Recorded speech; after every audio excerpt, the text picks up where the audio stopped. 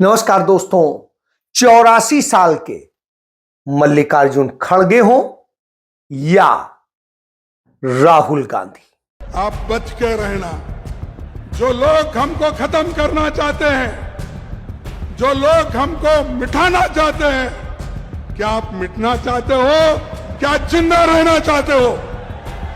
अगर जिंदा रहना चाहते हो तो लड़ो, लड़ने का सीखो, तभी आपको सब कुछ मिलेगा। और ये अमित शाह जैसे लोग भाग जाएंगे। ये मीडिया कैमरा लिए घूम रहा है, बजाओ ताली। ये आपका मीडिया थोड़ी है, ये अदानी अंबानी का मीडिया है। आप भूखे मर जाओ, आपके बच्चे भूखे मर जाएं, आत्महत्या कर ले, किसान मर जाए, इनको कोई फर्क नहीं पड़ता। ये अदानी अंबानी की शादी दिखाएंगे। धर्म के नाम पे अगर किसी समाज में गरीबों की लूट होती है, शोषण होती है, वो हम कभी बर्दाश्त नहीं करेंगे। राहुल गांधी ने आज नरेंद्र मोदी और भारतीय जनता पार्टी आरएसएस की साजिश को, कैसे वो दलित, पिछड़े, आदिवासी, अल्पसंख्यक विरोधी हैं और कैसे आम गरीब लोगों के हक छीनते हैं, इसको लेकर के कड़ा हमला किया। बाबा साहब भीमराव अंबेडकर की जन्मस्थली महू में उन्होंने भारतीय जनता पार्टी आरएसएस के नेक्सस को तोड़ दिया और जनता के बीच सच बताया। हिंदुस्तान में विचारधारा की लड़ाई चल रही है। एक तरफ कांग्रेस पार्टी जो संविधान को मानती है और इसके लिए लड़ रही है, और दूसरी तरफ आरएसएस, बीजेपी जो इस संविधान के खिलाफ हैं, अंबेडकर जी, गांधी जी के संविधान के खिलाफ हैं, इसको कमजोर करते हैं और इसको खत्म करना चाहते हैं। यह लड़ाई चल रही है। यह जो संविधान है, यह सिर्फ एक किताब नहीं है। इसमें हिंदुस्तान की हजारों साल पुरानी सोच है। अंबेडकर जी, महात्मा गांधी जी, बुद्ध भगवान, बसवना जी, फूले जी, नारायण गुरु जी, हिंदुस्तान के जो महापुरुष हैं, उनकी सोच और उनकी आवाज इस संविधान में है। कुछ दिन पहले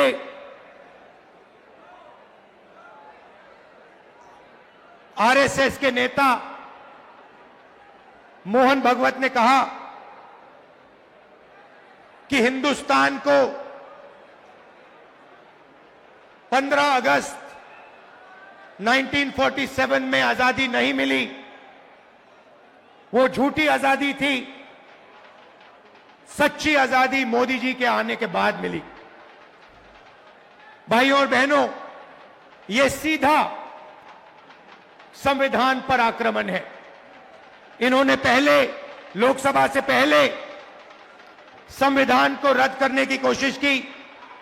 इन्होंने कहा कि 400 पार हमारी सीटें आएंगी और जब सीटें आएंगी हम संविधान को खत्म कर देंगे, बदल देंगे। उनके सामने इंडिया गठबंधन और कांग्रेस पार्टी खड़ी हुई, हमारे कार्यकर्ता खड़े हुए और लोकसभा में 400 पार छोड़ो, लोकसभा में नरेंद्र मोदी जी को इस पर मत्था टेकना पड़ा था। जब वो अंदर घुसे थे, मत्था टेक कर घुसे थे। भाई और बहनों, एक बात याद कीजिए और इसको भूलिए मत। जिस दिन यह संविधान खत्म हो गया, उस दिन हिंदुस्तान के गरीब लोगों के लिए इस देश में कुछ नहीं बचेगा। दलितों के लिए, आदिवासियों के लिए, पिछड़ों के लिए देश में कुछ नहीं बचेगा। लक्ष्य इनका यही है। आप देखिए, 2-3 अरबपतियों को सारे के सारे कॉन्ट्रैक्ट्स दे देते हैं। अदानी, अंबानी जैसे लोगों को हिंदुस्तान का पूरा धन पकड़ाया जा रहा है। इस संविधान में कहां लिखा है कि हिंदुस्तान का धन अदानी के हवाले कर देना चाहिए? मुझे दिखाओ कहां लिखा है इस संविधान में। संविधान में लिखा है हिंदुस्तान के सारे नागरिक एक समान है। संविधान में लिखा है कि हर हिंदुस्तानी को सपना देखने का, भविष्य बनाने का मौका होना चाहिए। आज 50 साल से सबसे ज्यादा बेरोजगारी आज हिंदुस्तान में है। अरबपति हजारों करोड़ रुपए बच्चों की शादी में खर्च कर देते हैं। कोई 10 करोड़ की घड़ी पहनता है, कोई 15 करोड़ की घड़ी पहनता है, मगर अगर आप अपने बच्चों की शादी करवाना चाहते हो तो आपको कर्जा लेना पड़ता है। आपके घर में पैसा नहीं है। क्यों नहीं है? क्योंकि रोजगार नहीं है। और भाइयों और बहनों, एक बात भूलिए मत, जितना अदानी और अंबानी आगे बढ़ेंगे, जितना धन इन अरबपतियों के हाथ में जाएगा, उतना कम रोजगार आपके बच्चों को मिलेगा। ये नोटबंदी जो इन्होंने की, जो जीएसटी लागू की है, ये हिंदुस्तान के गरीब लोगों को खत्म करने के औजार है। ये योजनाएं नहीं है, ये हथियार है। जीएसटी कौन देता है? जीएसटी अरबपति नहीं देते हैं, जीएसटी हिंदुस्तान के गरीब लोग देते हैं। जब आप एक शर्ट खरीदते हो, पैंट खरीदते हो, जितनी जीएसटी आप देते हो उतनी ही जीएसटी अदानी अंबानी देते हैं।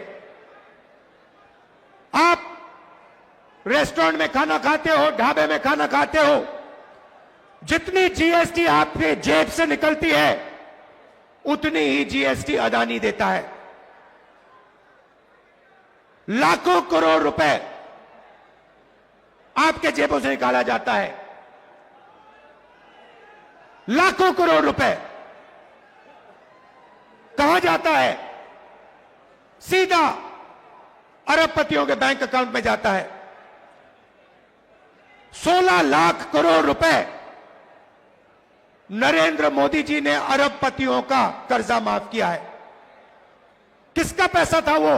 उनका पैसा नहीं था, आपका पैसा था। कर्जा माफ कैसे हुआ? आपके पैसे से हुआ, आपकी मेहनत से हुआ। मगर मैं आपसे पूछना चाहता हूं, किस किसान का कर्जा माफ करते हैं? किस मजदूर का पैसा माफ करते हैं? किस स्टूडेंट का पैसा कर्जा माफ करते हैं? तो जीएसटी आप देते हो, मेहनत आप करते हो, और चाइना का माल अदानी, अंबानी ये लोग हिंदुस्तान में बेचते हैं। चाइना के युवा को रोजगार मिलता है, अदानी को, अंबानी को फायदा होता है, और आपके बच्चों के हाथ से रोजगार छीना जाता है। और ये पूरा का पूरा सिस्टम कैसे चल रहा है? आपके जेब में से पैसा निकालकर जीएसटी का पैसा, टैक्स का पैसा, फर्टिलाइजर का पैसा, सारा का सारा आपके जेब में से निकलकर अदानी अंबानी की जेब में जाता है।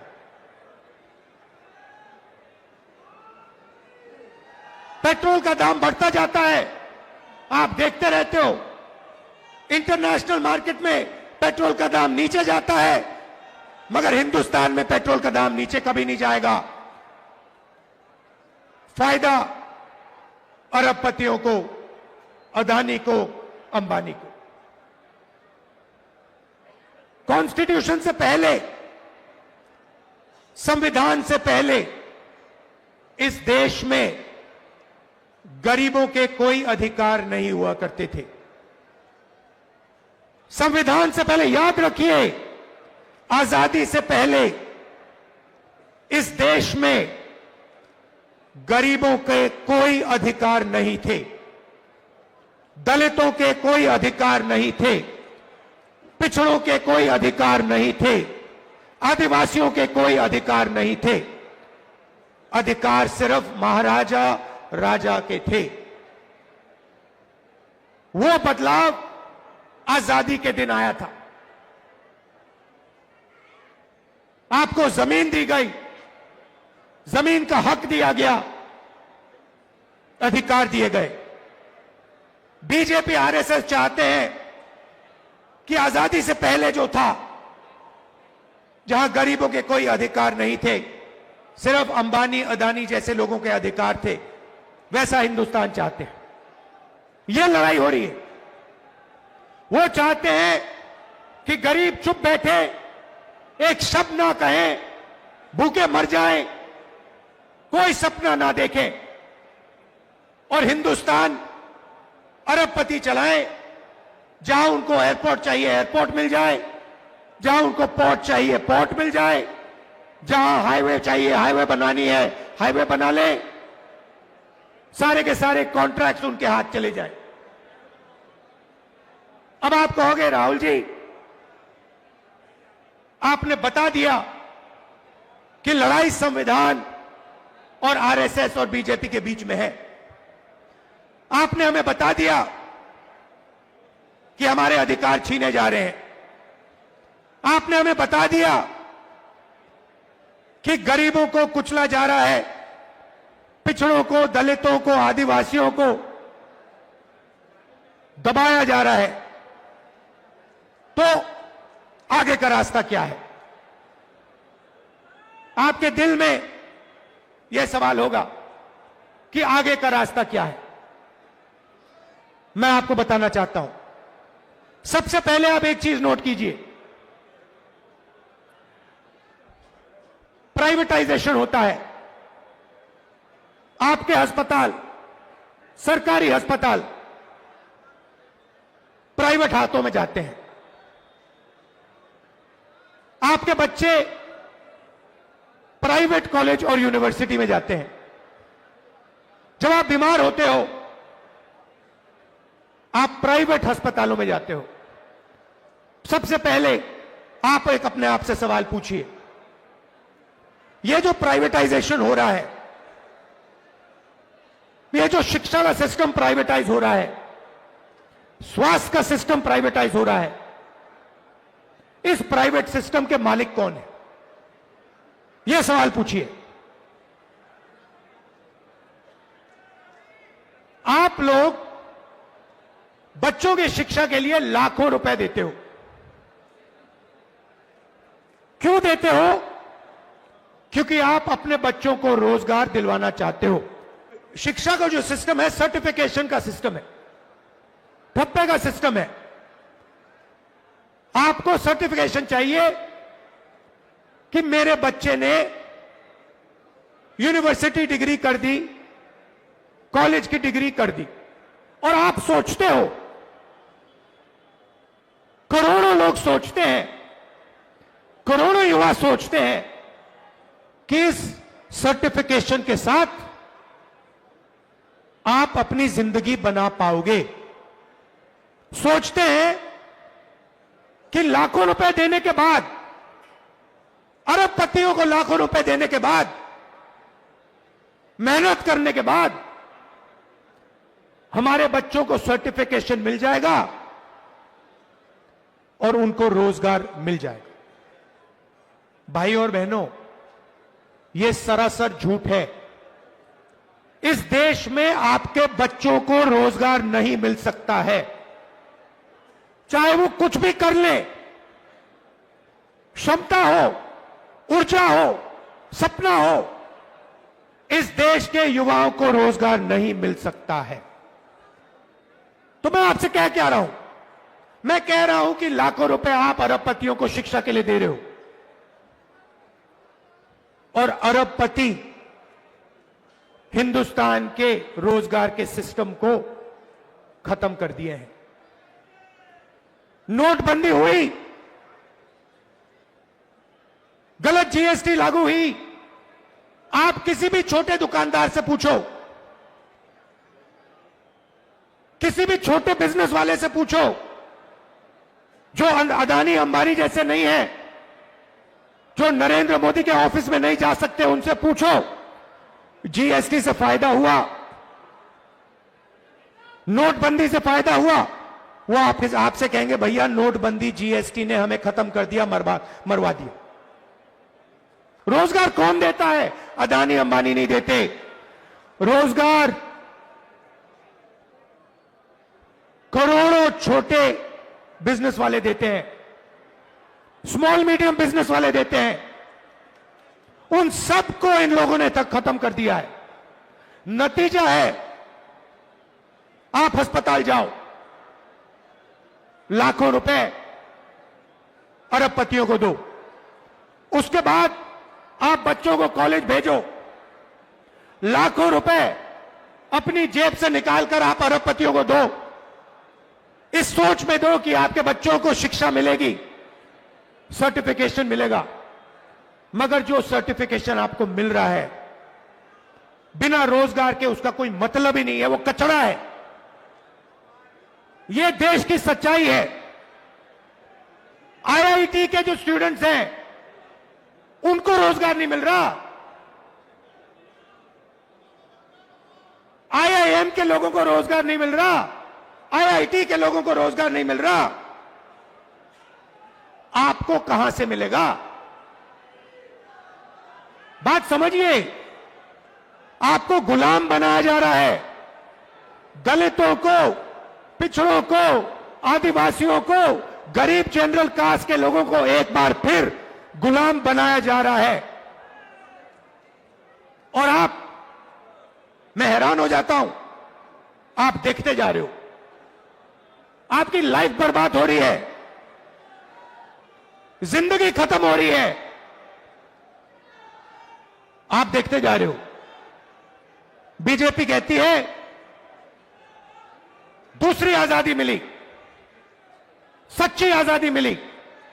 मैं आपसे पूछना चाहता हूं, राम मंदिर के उद्घाटन में आपने किसी गरीब व्यक्ति को देखा? आपने किसी मजदूर को देखा, किसान को देखा, पिछड़े वर्ग को देखा? आदिवासी राष्ट्रपति है, आदिवासी राष्ट्रपति को वो मंदिर में उन्होंने जाने ही नहीं दिया, अंदर जाने नहीं दिया।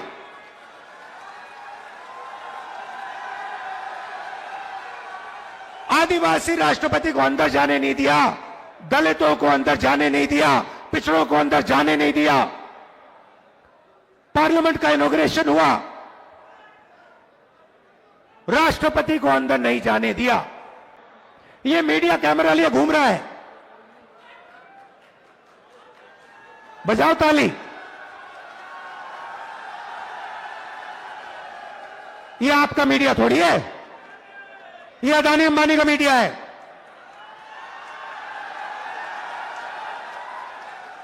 आप भूखे मर जाओ, आपके बच्चे भूखे मर जाएं, आत्महत्या कर ले, किसान मर जाए, इनको कोई फर्क नहीं पड़ता। ये अदानी अंबानी की शादी दिखाएंगे। ये उनके हैं, उनकी नौकरी करते हैं 24 घंटा। हिंदुस्तान के किसान की बात नहीं करेंगे, मजदूर की बात नहीं करेंगे, बेरोजगार युवाओं की बात नहीं करेंगे, अदानी अंबानी की शादी की बात करेंगे। अफगानिस्तान की बात होगी, पाकिस्तान की बात होगी, मगर हिंदुस्तान की बात, किसानों की बात, मजदूरों की बात ये नहीं करेंगे। और आपके हर एक के घर में घुसा हुआ ही है, सब बेरोजगार है हिंदुस्तान में, और कोई रास्ता नहीं। भैया टीवी देखो 24 घंटा, तो देखना ही पड़ेगा, जो ये कहेंगे देखना ही पड़ेगा। डराने में लगे हिंदुस्तान को कि देखो देखो अफगानिस्तान में क्या हो रहा है, देखो देखो उधर क्या हो रहा है। अरे हमें यह भी बता दो हिंदुस्तान में क्या हो रहा है। अच्छा, इनके मालिकों की लिस्ट निकालो, मालिकों की लिस्ट निकालो, उसमें आपको एक पिछड़ा वर्ग का नहीं मिलेगा, एक दलित नहीं मिलेगा, एक आदिवासी नहीं मिलेगा, एक गरीब जनरल कास्ट का आदमी नहीं मिलेगा, जो गरीबी से निकल के बनाया अरबपति।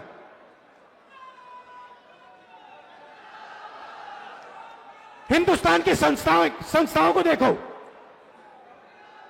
बड़ी बड़ी संस्थाओं को देखो, हाई कोर्ट देखो, कोर्ट्स देखो, जुडिशरी देखो, मुझे बता दो,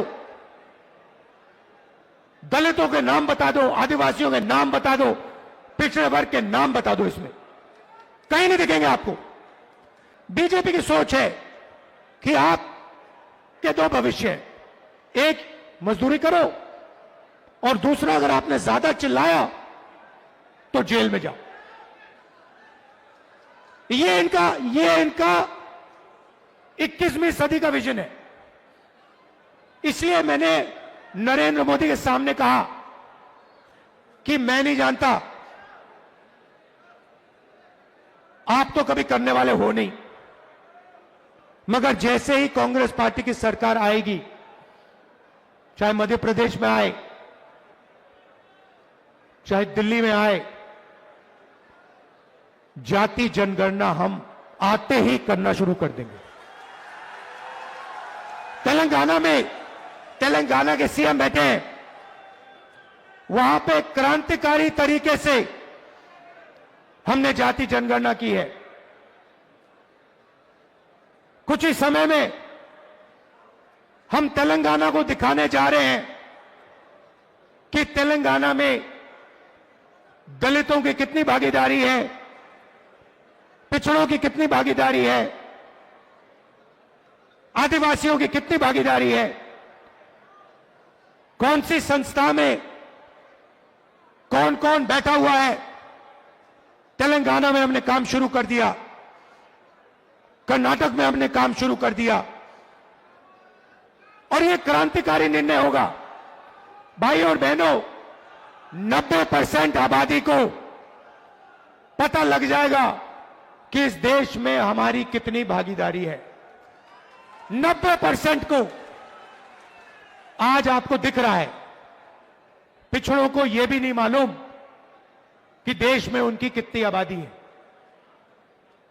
कितनी शर्म की बात है।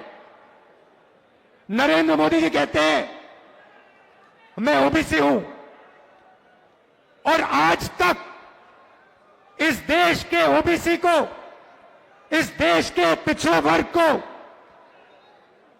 अपनी सच्ची शक्ति, अपनी सच्ची आबादी नहीं मालूम।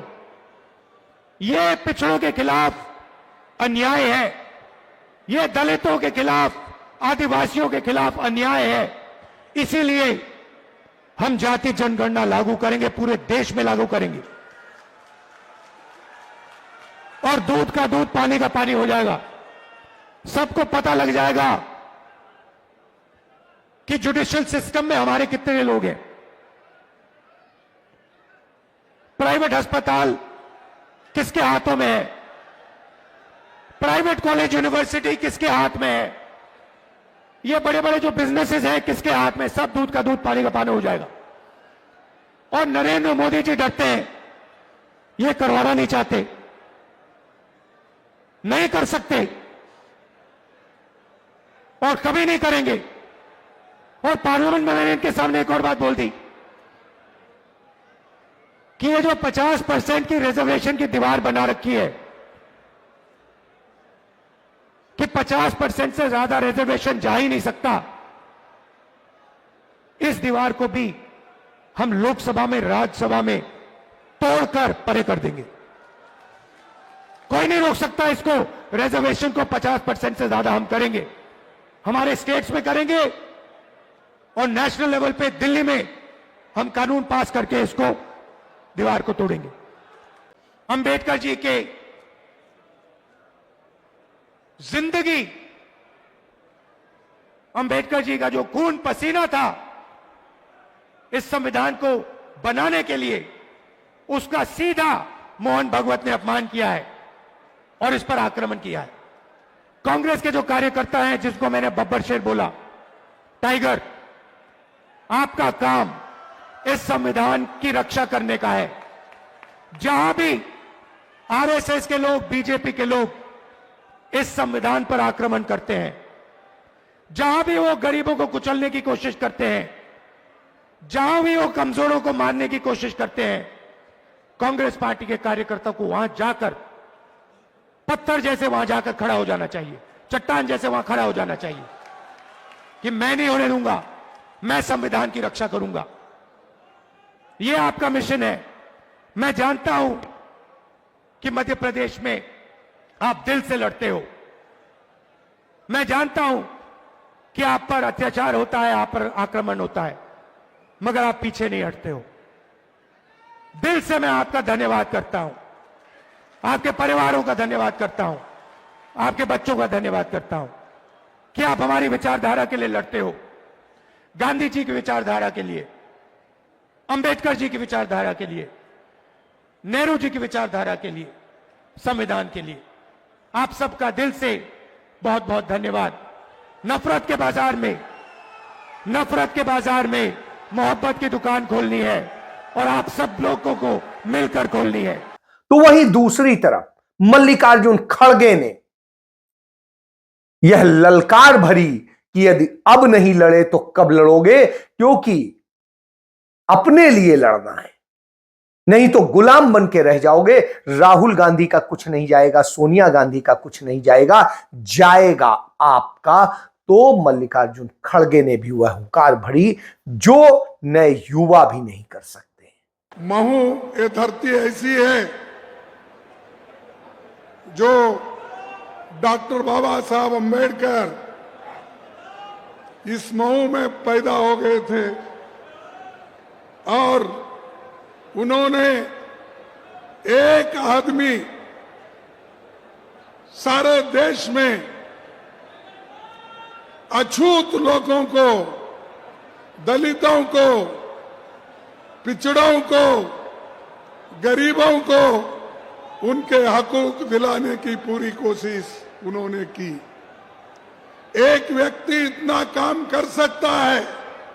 अगर आप सभी अंबेडकर बने तो ये बीजेपी की सरकार हिल जाएगी और बीजेपी का पता नहीं रहेगा। आपको बनना है अंबेडकर, आपको बनना है पंडित जवाहरलाल नेहरू, आपको बनना है महात्मा गांधी। आप ये बनकर लड़ेंगे तो आप कुछ हासिल करेंगे। आपके तरफ से राहुल गांधी जी आप लड़ रहे हैं, कन्याकुमारी से लेकर कश्मीर तक उन्होंने पैदल यात्रा निकाली। किनके लिए? इस देश के लोगों के लिए, संविधान बचाने के लिए, सब लोगों को जोड़ने के लिए उन्होंने ये काम किया और वो काम आपको भी करना है।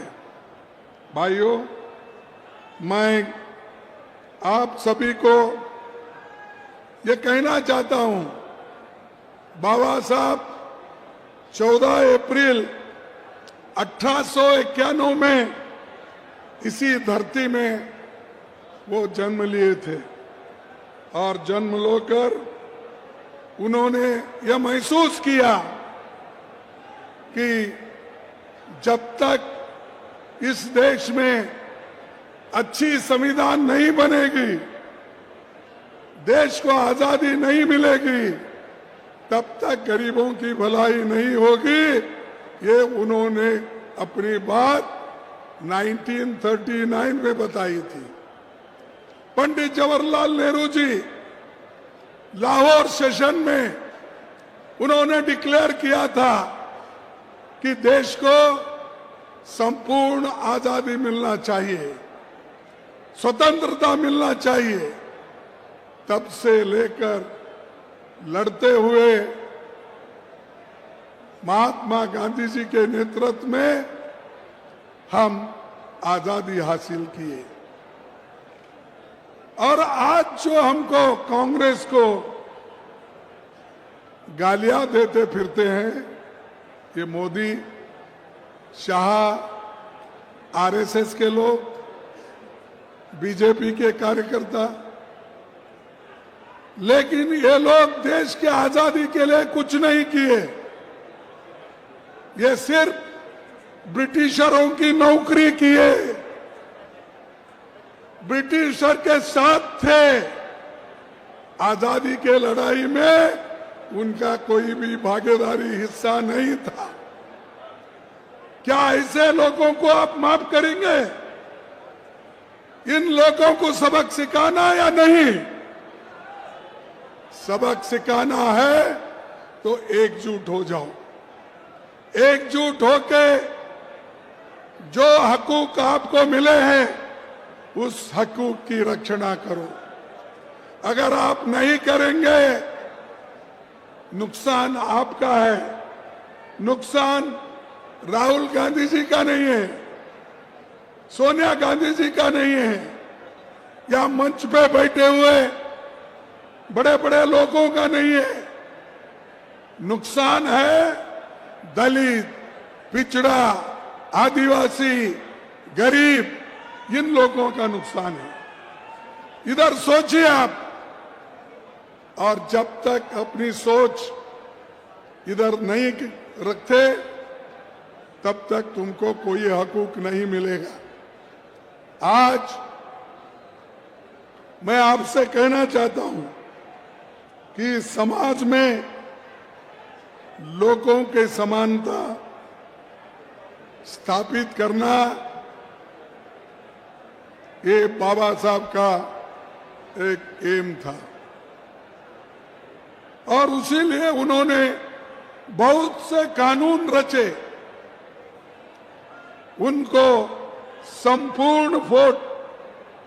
संपूर्ण अगर सपोर्ट किसी ने किया वो पंडित जवाहरलाल नेहरू जी और महात्मा गांधी जी ने किया।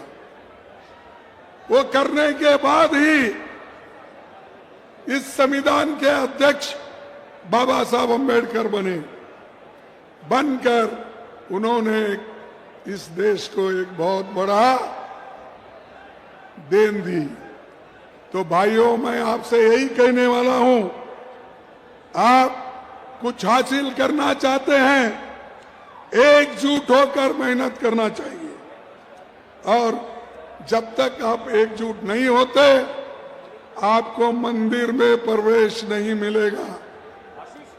आपको जब आपके बच्चे शादी करके घोड़े पे सवार होके जाते गांव में से, वो अधिकार आपको नहीं मिलेगा। आपको मालूम है पहले मध्य प्रदेश में क्या हुआ था?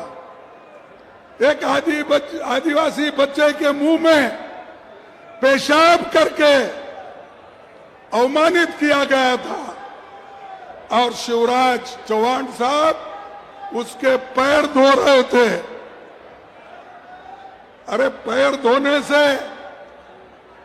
कुछ नहीं होने वाला नहीं। जिनके लिए संविधान ने रक्षा दी है उसका इस्तेमाल करो, वो रक्षा दो, तभी कुछ होता है। लेकिन बहुत से लोग आज खास करके धर्म के नाम पर सब जने अपना काम कर रहे हैं। धर्म सबको होना, सबकी आस्था है। हर एक लोग धर्म पे विश्वास रखने वाले वो काम कर सकते हैं, लेकिन धर्म के नाम पे अगर किसी समाज में गरीबों की लूट होती है, शोषण होती है, वो हम कभी बर्दाश्त नहीं करेंगे। हम कभी बर्दाश्त नहीं करेंगे। और महात्मा गांधी जी ने ये कहा था और वल्लभ भाई पटेल ने इनको उस वक्त जब गांधी जी को ये लोग गोली मारे, उनकी मृत्यु किए, तो उस वक्त 4 फरवरी 1948 को एक पत्रकार के सामने उन्होंने कहा, गांधी जी की मृत्यु पर आरएसएस वालों ने जो हर्ष प्रकट किया और मिठाई बांटी, उससे विरोध और भी बढ़ गया। इन हालात में सरकार की आरएसएस के खिलाफ कदम उठाने के अलावा कोई और रास्ता नहीं बचा, ये वल्लभ भाई पटेल बोले। इस आरएसएस को उन्होंने इसको बंद करने का ऑर्डर दिया। वही वल्लभ पटेल के और नेहरू जी के बीच में ये लोग झगड़ा लगाते हैं। अरे भाई, वल्लभ पटेल ने बोला कि जो लोग गांधी जी को मारे, हमारे नेता को खत्म किए, उनको मैं कभी छोड़ूंगा नहीं करूंगा। तो आरएसएस को उन्होंने बैन कर दिया, वल्लभ भाई पटेल। और ये लोग बोलते हैं, नेहरू जी भी बहुत गुस्से में थे। उन्होंने ये कहा था, मैं आपके सामने रखना चाहता हूं। उन्होंने क्या कहा था? हमें मिलजुल कर रहते हुए भीषण सांप्रदायिक के उस विषय का नाश कर देना चाहिए जिसने हमारे युग के सबसे महान पुरुष को मार डाला। और एक बार पढ़ता हूं, सांप्रदायिकता के उस विषय का नाश कर देना चाहिए जिसने हमारे युग के सबसे महान पुरुष को मार डाला। उन ताकतों को जड़ से खोदकर उखाड़ फेंक देना चाहिए। ये नेहरू जी का शब्द है, मेरा नहीं। नेहरू जी ने ये कहा और आगे कहा, गांधी जी की हत्या पर समारोह करने वाले लोग, मिठाई बांटने वाले लोग, उनको भारतीय कहलाने का भी हक नहीं है। ये आरएसएस के बारे में नेहरू जी ने कहा। वल्लभ भाई पटेल ने क्या कहा वो भी मैं आपको बताया। तो ये खुद ही देशद्रोही है। आरएसएस, बीजेपी, ये खुद देशद्रोही है और दूसरों को कहते हैं कि ये लोग देशद्रोही। ये मेरे शब्द नहीं है, मैं ये तो इस शब्द वल्लभ भाई पटेल जी का लाया हूं, नेहरू जी का लाया हूं। और सभी ने मिलकर इस देश को जो बनाया, उन्हीं को ये लोग गालियां देते, उन्हीं को गोलियां मारे, उन्हीं को खत्म करे। तो इसीलिए आपको सोचना है, संविधान इसलिए बचाना है कि आप जो गरीबी में है, गरीबी के ऊपर आना है। आपको अगर गरीबी से लड़ना है, महंगाई से लड़ना है, अनएम्प्लॉयमेंट से लड़ना है, तो संविधान के तहत हमको चलना पड़ेगा। और ये मोदी और शाह कभी हमको चलने नहीं देंगे। और एक बात मैं आपको बताना चाहता हूं, अमित शाह ने लोग राज्यसभा में एक बात बोले, अमित शाह ने ये बात बोली, क्या बोले? लोग सब अंबेडकर अंबेडकर अंबेडकर बोलते हैं। अगर तुम अंबेडकर अंबेडकर इतने बार नाम ले रहे हो, उतने ही बार अगर आप भगवान का नाम लेते तो 7 जन्म से स्वर्ग में जाते थे। ये है इनकी नीति, ये है बाबा साहब के प्रति उनका गौरव। तो इसलिए आप बच के रहना। जो लोग हमको खत्म करना चाहते हैं, जो लोग हमको मिटाना चाहते हैं, क्या आप मिटना चाहते हो? क्या जिंदा रहना चाहते हो? अगर जिंदा रहना चाहते हो तो लड़ो, लड़ने का सीखो, तभी आपको सब कुछ मिलेगा। और ये अमित शाह जैसे लोग भाग जाएंगे, ये बहुत दिन टिकेंगे नहीं। और बाबा साहब जो संविधान दिए, सब लेके चले, सबको देश के लिए लड़े और देश के लोगों को बचाए। उनको ये कहते हैं कि अंबेडकर अंबेडकर कितने बार बोलते हो? इतना नाम भगवान का लेते तो आप 7 जन्म तक स्वर्ग में जाते। अरे भाई, तुम तो इतना पाप किए हो, मोदी जी और शाह मिलके इतना पाप किए हैं, वो 7 जन्म क्या 100 जन्म में भी स्वर्ग में नहीं जा सकते।